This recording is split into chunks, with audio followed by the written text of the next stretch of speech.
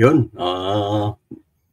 di na ta magpalangan-langan 'no, maayong buntag sa tanan at magandang araw sa Luzon at, yun sa Luzon at magandang araw nga sa maayong adlaw sa Visayas ug Mindanao. So, paminawon nato ni 'no, paminawon nato ang, mga panghitabo adtong, pagsugod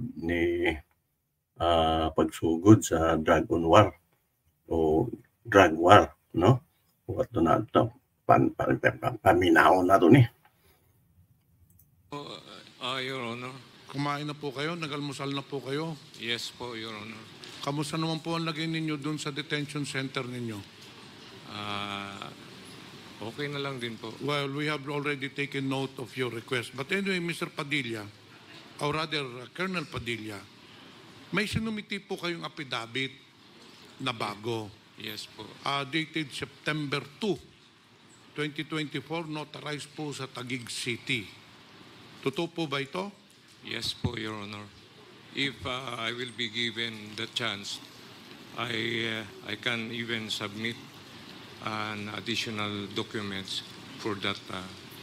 Well, that will be upon the chair. But anyway, I have a copy of your affidavit, Colonel Padilla. And dito po ay may lagda po kayo sa 2 pahina. Ito po ay pirma po ninyo. Pinatutuhanan mo po ito na ito ay pirma ninyo sa affidavit po ninyo sa 2 pahina. Yes, Your Honor, Mr. Chair. At ito po ba ay lahat ng nakasaad dito, pinatutuhanan mo na lahat ito ay totoo? With all my knowledge, Your Honor, Mr. Chair. Ito ba, Colonel Padilla, itong affidavit na bago na sinumite sa komitiba, ito ba ay ginawa mo ng kusang loob o may nag-udyok sa'yo na gumawa nito? Yes, Your Honor, Mr. Chair.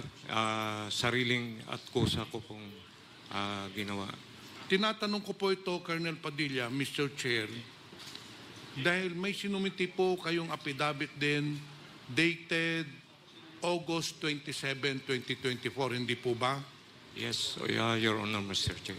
Pero yung sinabit po ninyong affidavit noong August 27 at itong sinabit po ninyo ngayong September 2 ay magkasalungat.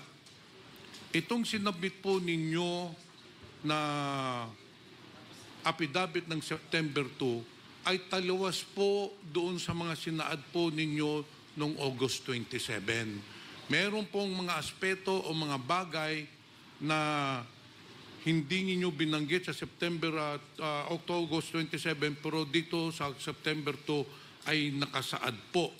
Ang tanong ko po, bakit to nagbago ang isip nyo at binago nyo yung affidavit ng August 27? Pinag-iingatan ko po yung aking personal safety and that of my family.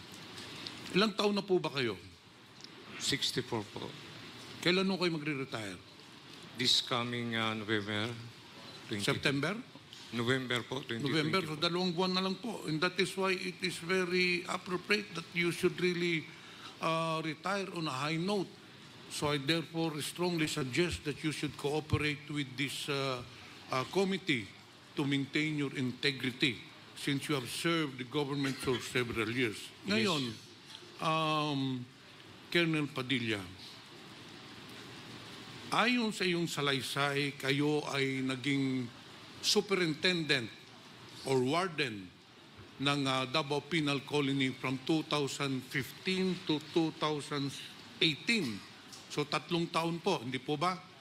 Yes, Your Honor, Mr. Chair. Ano ba ang trabaho ng isang warden? Pwede po bang pakisabi po dito sa... I am the overall in charge of the whole Davao Prison and Penal Farm during that time, Your Honor. So, Mr. Chair. overall in charge po, ano? So, ibig sabihin, kayo ang tagapamahala ng buong Davao Penal Colony. Hindi po ba? Yes, Your Honor, Mr. Chair. Sa madaling salita po, kayo ang nagsusupervise, kayo po ang nagmamanage ng lahat ng gawain sa Davao Penal Colony, hindi po ba? Yes, Your Honor, Mr. Chair. So in short, mayroong pong kasabihan sa Ingles, the buck stops here. In short, all the decisions regarding procedures or orders, mga utos sa mga provincial, sa mga guards, in short, everything that goes on in that penal colony, kayo po ang nagdidesisyon, hindi po ba? Yes, Your Honor, Mr. Chair. Ngayon, pupunta tayo doon muna sa nilipat ng mga Chinese national. Noong 2016 po, meron nung nilipat na 3 suspected Chinese drug lords or Chinese nationals who were charged with drug offenses. Ayon sa iyong salaysay, Colonel Padilla, tinutulan mo po itong paglipat doon sa Davao Penal Colony. Bakit po kayo tumutol? That's true, Your Honor, Mr. Chair. During that time po, talagang wala pong facilities for the high risk and high profile inmates sa Davao Prison and Penal Farm. That's why the following year, 2017, nag-request po ako ng budget. Because of that, dinadalahan kami ng mga PDL, high risk and high profile. Nag-request po ako ng budget to construct super maximum facility in Davao Prison and Penal Farm. Yan po ang naging dahilan. Actually, I have a document opposing the transfer of the Chinese national during that time.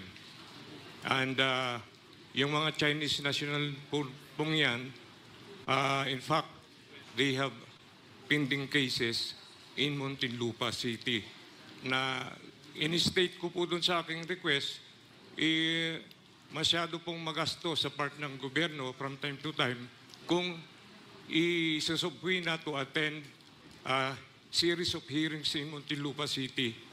Kaya po, inupos ko po yan. Pero that was July 2015 pa, in fact.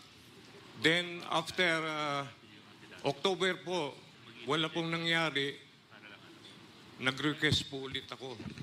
Nireiterate ko po na ibalik po yung mga high risk and high profile PDL sa Muntinlupa. Pero no action pa rin pong nangyari. Mr. Chairman, due respect to our colleague, Congressman Pimentel, baka pwede muna pong basahin yung... For an executive session. May mga very sensitive po na issue po doon. 1 minute. Escort, based on that... Meron kang kopya po niyan. Mr. Chair, ang sunod ko po na tanong, pagdating doon ng Chinese national, saan mo nilagay, anong selda mo nilagay yung mga Chinese national? Sinipti ko po in one cell within the doon pa rin sa prison disciplinary part of prison disciplinary dormitory since wala po kaming facility for the high profile and high risk PDL. Meron ho kayong mga ibang foreigners, hindi po ba? Bago dumating yung Chinese national, meron kayong mga foreign nationalities na nakakulong doon. Sila ba ay magkasama doon sa mga Pilipino na bilanggo o pinaghiwalay na? Pinaghiwalay po namin, Mr. Chair. Pero so nakahiwalay, okay. Colonel Padilla, nakahiwalay ang Pilipino at saka yung mga foreign prisoners. It will be the committee who will decide on that. Pero nandito po tayo sa hearing and I'm given the floor, so I have to proceed with my interpellations. Ngayon po, ang tanong ko po sa inyo, paano nyo nakausap si Royina Garma? Meron ba kayong telepono? Telepon po through Jimmy Meron ho Fortaleza. kayong telephone number ni Colonel Royina Garma? Wala po. Through Jimmy, PDL Jimmy Fortaleza lang po. Okay, sa salaysay po ninyo, nakausap po ninyo si Colonel Garma through PDL Jimmy Fortaleza. Mr. Chair, I'd like to put it on record that the statement testimony of Colonel Padilla definitely corroborates with the affidavit of PDL Jimmy Fortaleza on paragraph 5 nung unang linggo ng Agosto 2016. Tinawagan ako ni Garma at sinabi sa akin gusto niyang makausap si Superintendent Padilla. Pinuntahan ko si Superintendent Padilla para ibigay sa kanyang cellphone at makapag-usap sila at pinatotohanan ni Colonel Padilla na nag-usap nga sila through Jimmy Fortaleza. So again, Mr. Chair, nagpapatunay lang to na yung resource person natin na si Jimmy Fortaleza ay nagsasabi po ng totoo. Ngayon po, Mr. Chair, ang tanong ko po, Colonel Padilla, nung nag-usap na po kayo ni Colonel Riena Garma, ano ho ang sinabi niya sa inyo? Yun pong nakalagay po sa aking affidavit. Akanay, Okay, babasahin ko po yung sinabi ni Garma. Sabi po ni Chief Garma, yung pong tawag ninyo, may mga tao kami dyan na gagawa at huwag mo na questionin. And whether you like it or not, we will operate and do not interfere. Baka madamay pa pamilya mo. Mag-cooperate ka na lang or mananagot ka sa amin. Ano ba yung plano nilang ipagawa? Naintindihan nyo ba? Kasi sinabi lang dito, meron kaming ipapagawa, meron kaming ipapa-operate. Ano ba ang pagkakaintindi nyo sa sinabi po ni Colonel Garma? tungkol po doon sa pag-eliminate ng 3 Chinese nationals. So sinabi niya, in short, Mr. Chair, ang sinabi po ni Garma, Colonel Padilla, na meron silang operations doon, ipapapatay nila yung 3 Chinese national, hindi po ba? Yes, Your Honor, Mr. Chair. Okay. After noon po, pagkatapos ninyo mag-usap ni Colonel Garma, sinabi niyo po kay Jimmy Fortaleza, sige, magkikita na lang kami ni Colonel Garma. Hindi po ba? Wala po akong matandang sinabi kong ganun. Ang natandaan ko po yung kung ano yung nilagay ko ng affidavit.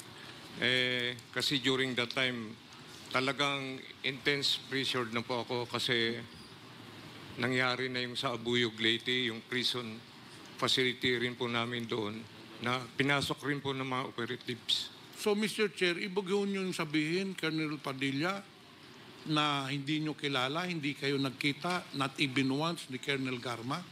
Hindi po, kasi yung cellphone, hanggat maaari ayaw niyang makuha ko yung number niya. Kaya yung cellphone na binigay nila kay Jimmy Fortaleza ang ginagamit po. Ayaw pong ma-identify yung kanyang number. Pero napaka-imposible po na napakalaking operation.